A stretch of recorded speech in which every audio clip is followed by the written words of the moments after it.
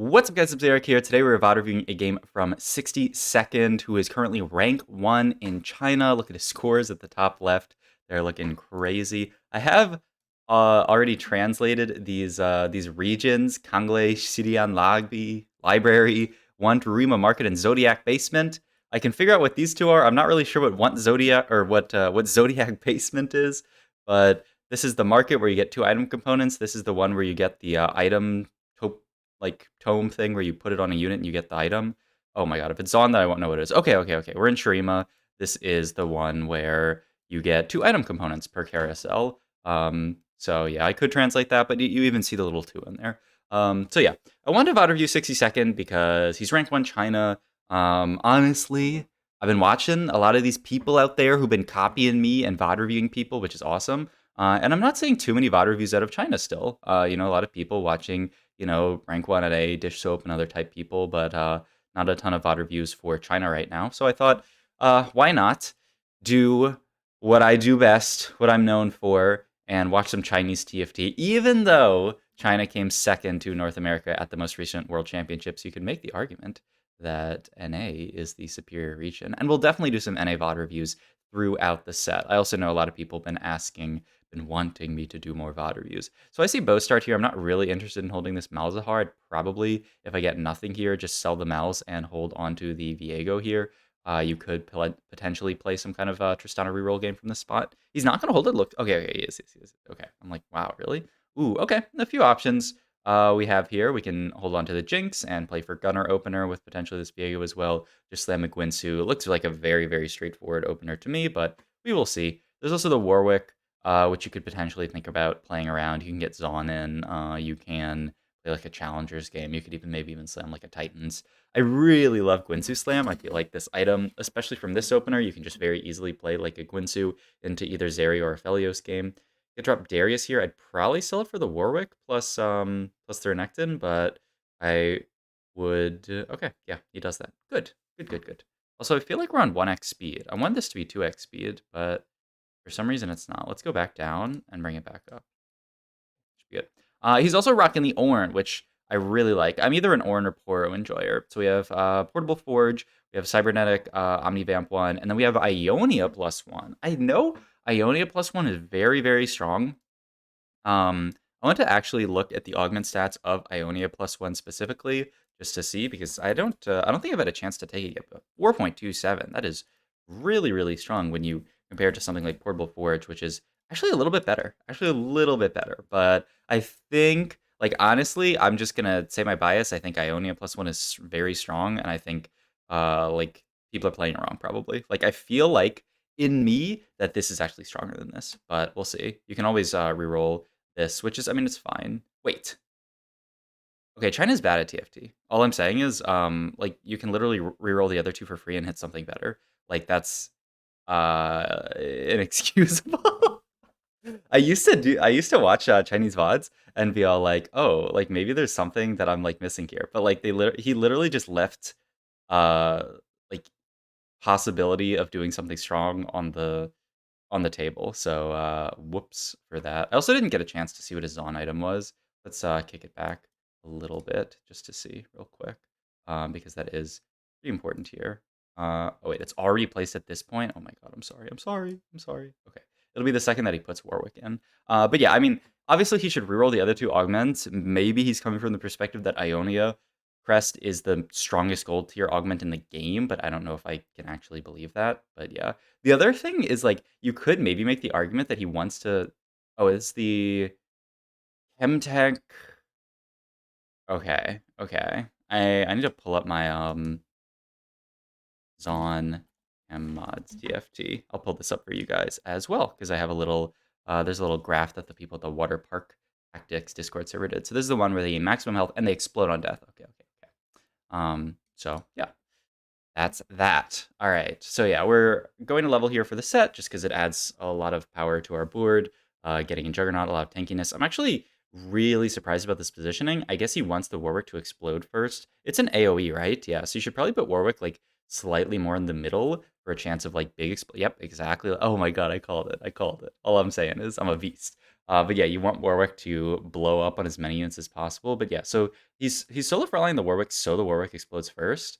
It actually makes a lot of sense. I felt like maybe it was a little bit too low frontline with this setup because Warwick's just going to blow up and then you're going to be low frontline. But it actually really works. Warwick blows up, you kill the rest of their frontline, and then you're chilling.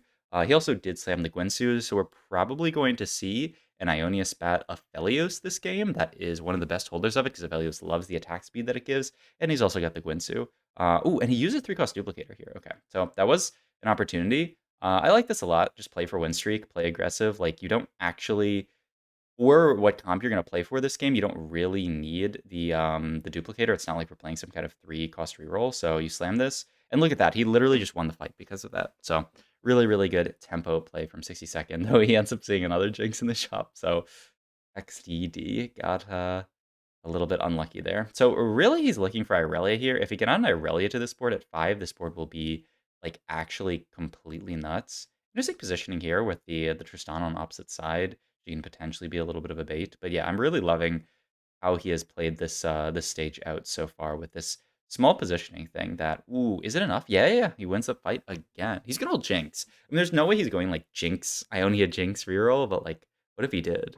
Wouldn't that be insane? We see some insane new tech out of China. So he's holding onto the chain vest right now. Titans looks really, really juicy if he can get one bow. Outside of that, you could look for tank items. You could look for just more like Yasuo items.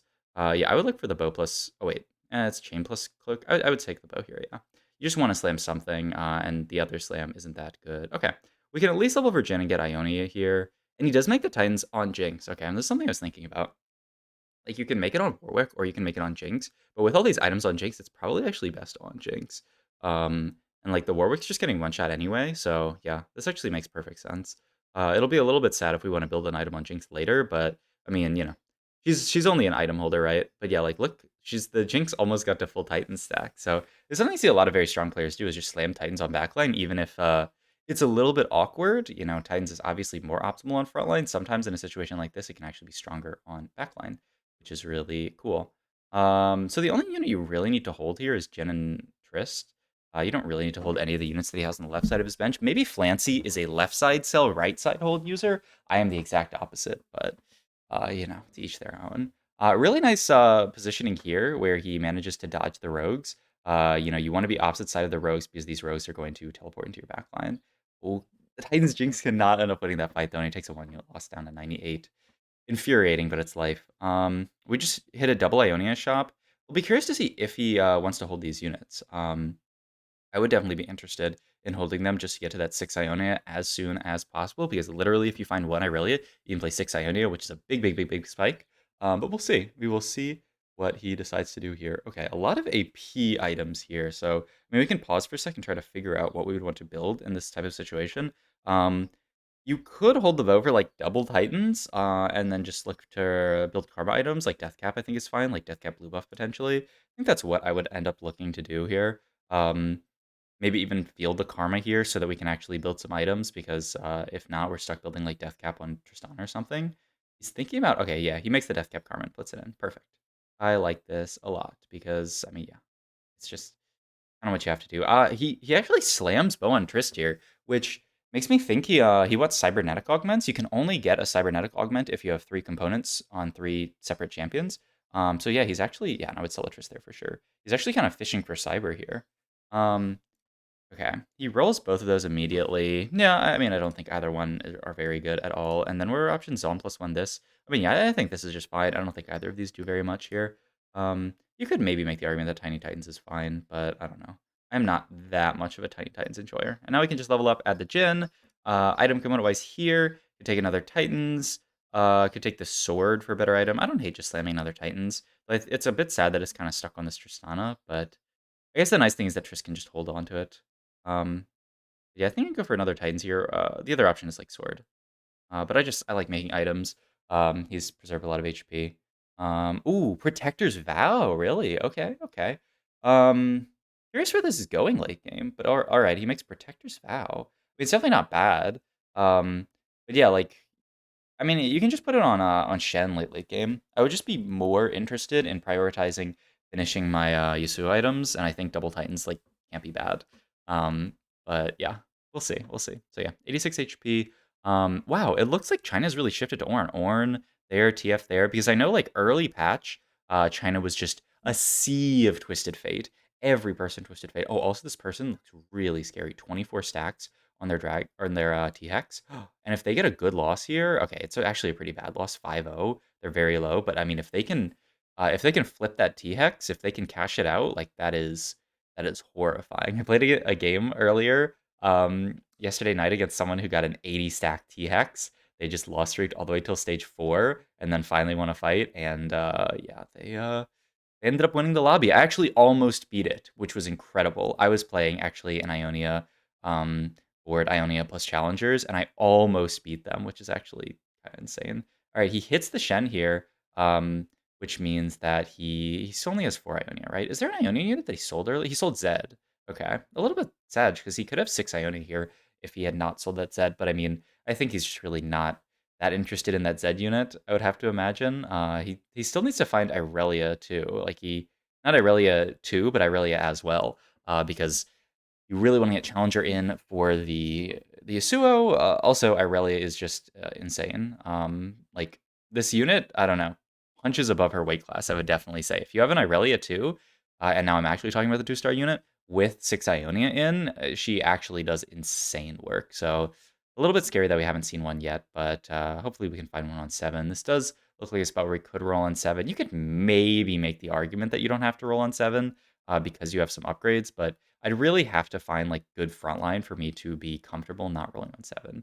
Yeah, it doesn't even pay these Zeds any. Oh my god. Okay, those were some insane shops so far, and now he has 6 Ionia in. Still doesn't have the Irelia yet, but I mean, yeah, very, very good. Doesn't need any of these. I mean, because you have Yasuo pair, I would still roll a bit here. Oh my god. Okay, well, there's Yasuo too. Our spot is insane now.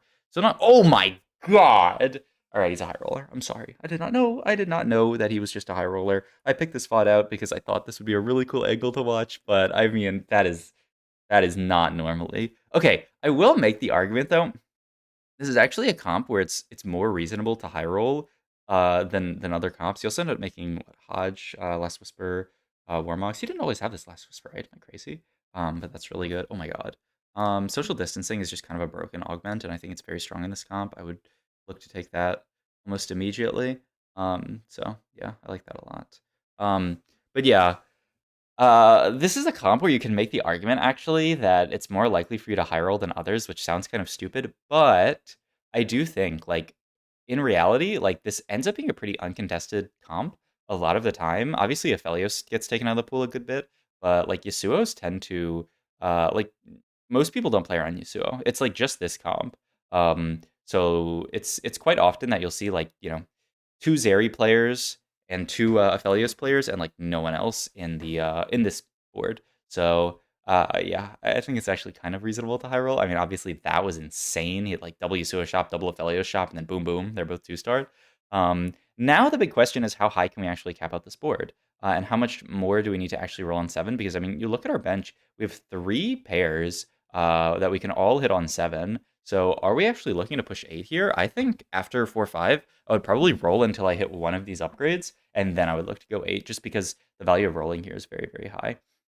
Still not done with these Suo items. Would love. I mean, BT tends to be good. IE looks amazing right there. Yeah, IE is surely best if we can get it, but yeah, that's gonna be pretty hard to get.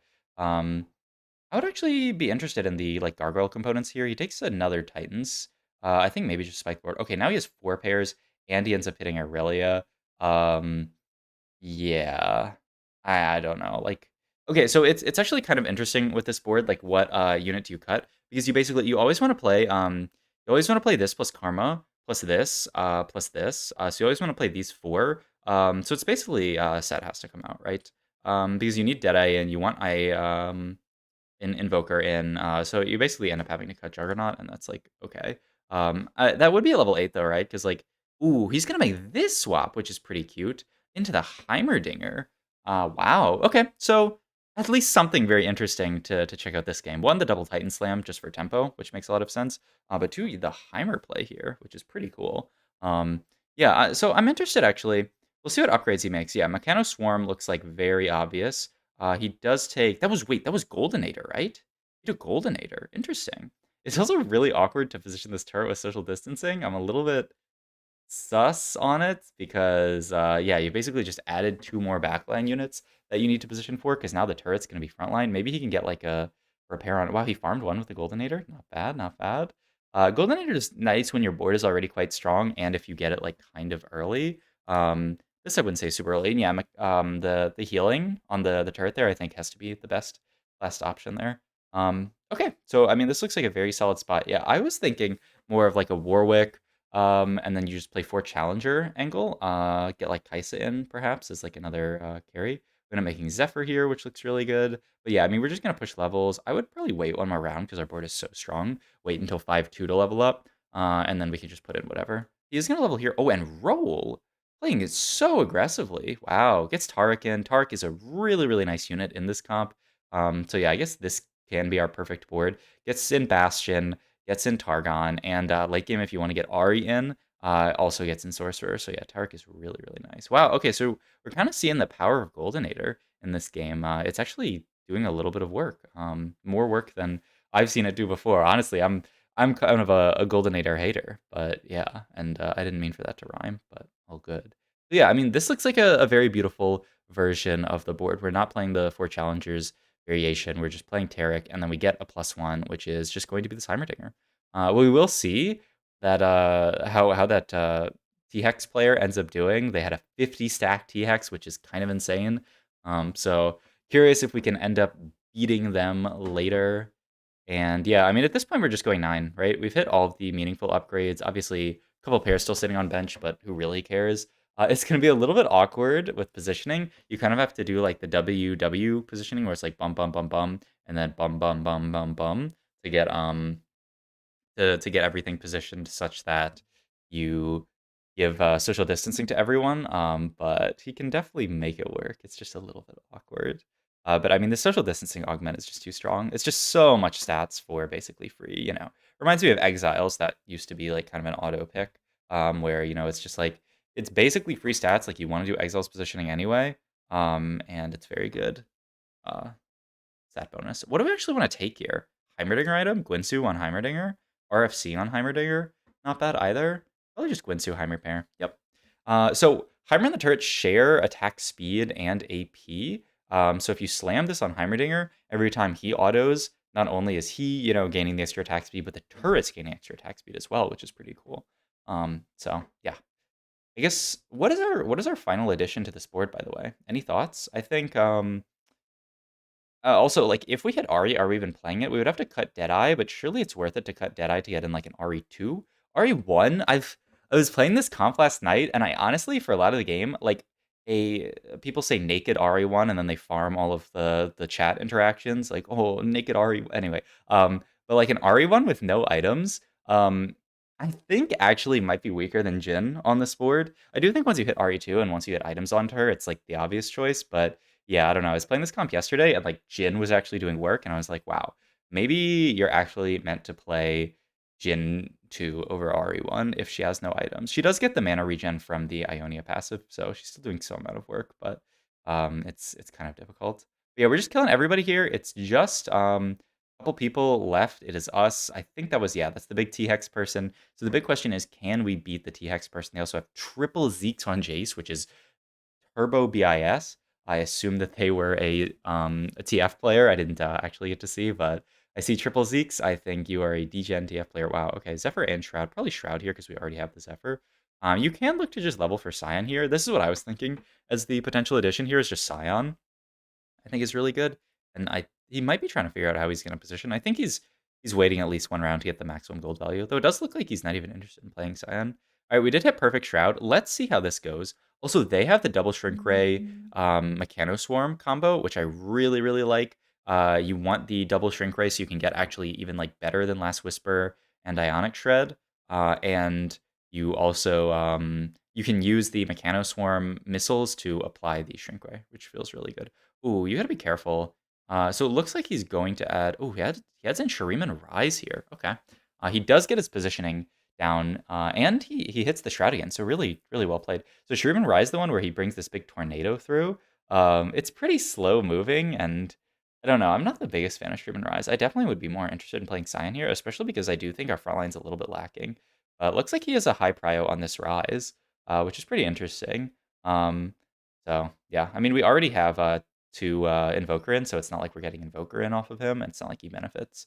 But yeah, this looks to be the final fight. It seems so far like this board is actually just too strong for our 6 Ionia board. An almost 60 stack T-Hex is just blasting, yep, and he FFs it.